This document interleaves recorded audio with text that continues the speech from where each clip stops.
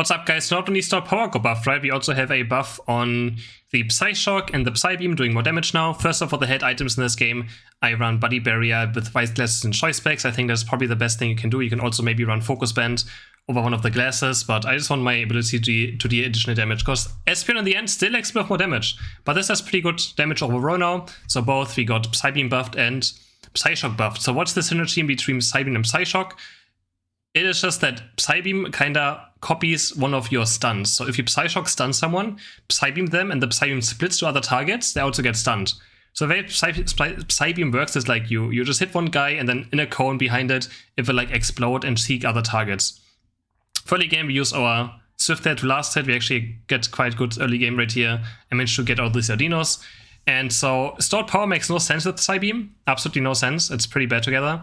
But for this move, it can work, even though, you know, Future Sight and Psyshock also helps you with aiming a lot. So with this build, it's quite hard to play. It's a lot of aiming, and you actually have to hit your Psyshock pretty much with aiming it. So it's not easy to play, and it can take quite a few skills, and you're probably going to miss quite a few Psyshocks as well. Try to aim it. We hit the Lucario here, stun him. Just keep auto-attacking him. ESPEON's auto-attacks, they do absolutely zero damage. Gengaros on us, we blink away from his Hex. If I don't blink away there from that one Hex, I'm probably dead. So that's the way of playing Hex. And we go on him, he jumps on me again, and I get the kill with my Psyshock. So yeah, it does pretty decent more damage now. You can notice it for sure it does more damage, but ESPEON still is very, very difficult to play. But we find another nice Psyshock stun here, one after another, and we get some nice kills. So I'm waiting for level 6 now. We get up Psybeam. Psybeam also does percentage damage, so the tankier someone is, it's very good into tankier Pokemon. So if the enemies have a lot of, you know, defenders or something, Psybeam is quite good. Otherwise, if the enemies are squishy, I would probably recommend going Future Sight with this build. But yeah, looking for maybe there Audino now, but I have to be careful. Lucario is chasing me. So we always want to Psyshock first. Always important to Psyshock first, so that our Psybeam as well. I mean, unless if they're alone, it doesn't really matter in what order you do it. But obviously, if you hit your Psyshock and they're stunned, you're also going to hit your Psybeam much easier. I'm going to keep auto-attacking. But the auto-attacks feel so bad. I wish they would have buffed them a bit. Another nice Psyshock. It's very good. I can just follow up. When you play ESPEON, just try to see what kind of stuns you have in your team, right? So we have a Dynamic Punch. If you ever Dynamic Punch stun someone, I can instantly follow up. If we hit a Sacred Sword, I can instantly follow up. If on a Fire Spin, I can use it. So it's just, you know, I can just use it as a follow-up tool to my teammates quite easily. And Psybeam also works like on slows as well, and all from your allies as well. So one of your allies stuns something, you Psybeam the first target, it spreads out, it will also stun targets behind. But I feel like Psybeam, I wish it had a bit more range on the split up, you know, on the bounces. Because it never bounces back. Again, it only bounces in like a cone. So if the enemies are like right next to it, it doesn't really bounce too much. Or it's like in a 90-degree angle or something. It bounces, so like, yeah, in this entire area, 90-degree angle, it will bounce. So it's not quite a cone.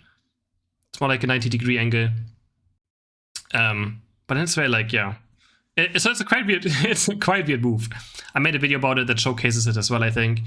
In my How to Play ESPEON like a Pro guide, if you want to check that out. Obviously, maybe a bit outdated now, but in the end, nothing has changed besides, you know, you do more damage now. So that's the main thing that has obviously changed, that you do more damage now. So I'm gonna keep looking for those maximum Psyshocks. We always try to weave in at least a boost auto take for the slow.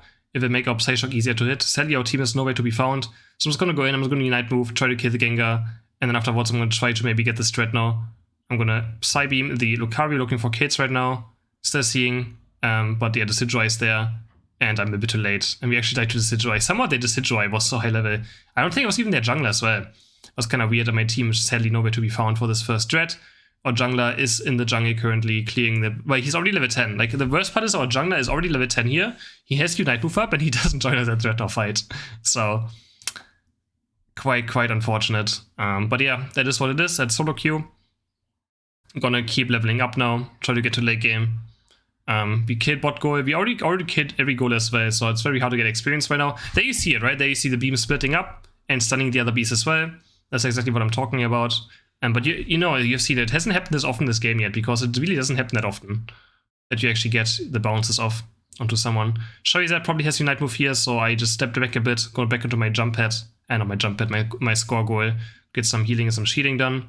Still gotta be careful, even under the goal he can probably kill me, so.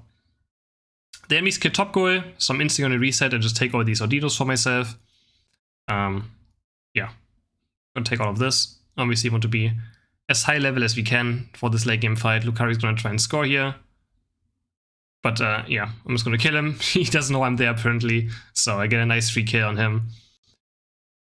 Yeah, I guess he just didn't understand. Like, he was greedy, but like sometimes it's worth it. Like if you get that score, it can be quite worth it, right? So he was just greedy for it. But I'm also like I do that also a lot of times where I just try to score because it can, you know, be game changing, but cost them a lot. Then in the end, I get a lot of experience. No one is taking the jungle buffs. I'm just going to take them myself as well, and I'm going to head towards bot lane again. Dreadnought spawning at 25 seconds. Obviously want to be bot lane when it spawns. Gonna look for some more Psyshocks. And actually blink here. This is something you can do. And also, I somehow killed Gengar as well at the same time. I like to Psyshock eject button. And we hit another nice Psyshock onto the Owl, Psybeam, and we get a triple kill. Pretty much on our own. I mean, they're kind of low, but still. So you can Psyshock eject button.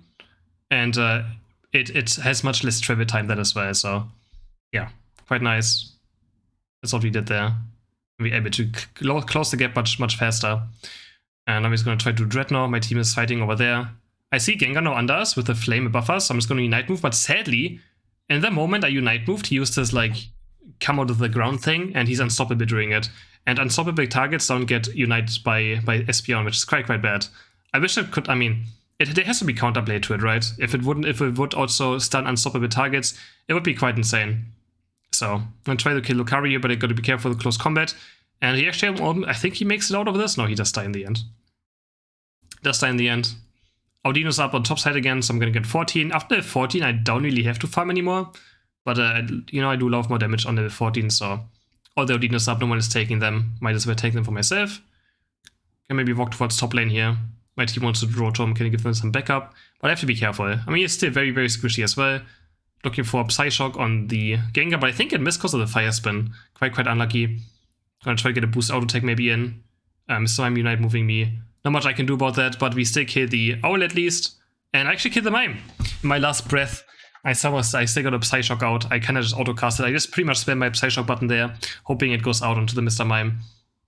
My cam is getting blurry right now. There we go. And we still kill the Mime at least. So, not too bad, not too bad.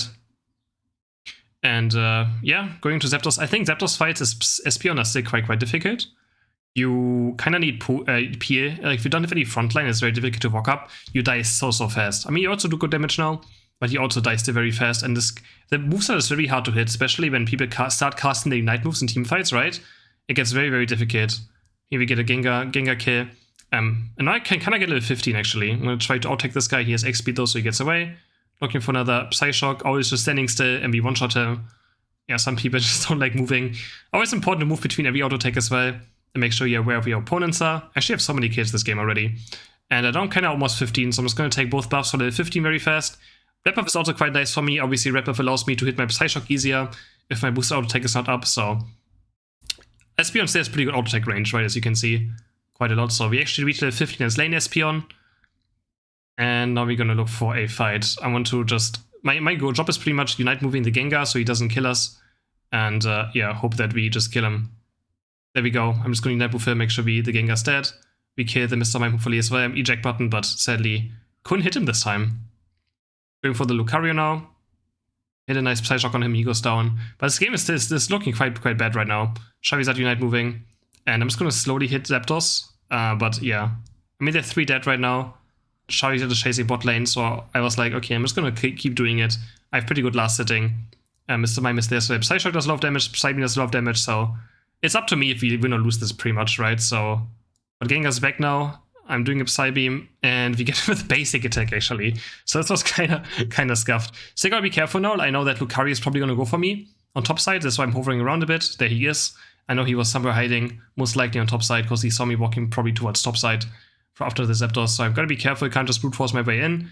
Owl walks up. We just Psyshock, Psybeam. We actually one-shot him. So full Psyshock on the Switch does a lot of damage, but we still sadly can't make it into the goal zone. Aegislash is taking the score away from me. I think he could have let me have it and walk towards the enemy base, but yeah. End up going down. Game is still over. We still win it with the defense. 72,000 damage. It's still like, I feel like I always do a lot of damage on this Pokemon, but in the end doesn't even feel like a lot of damage. Anyways, hope you guys enjoyed this video, and don't forget to like and subscribe. See you in the next one. Bye!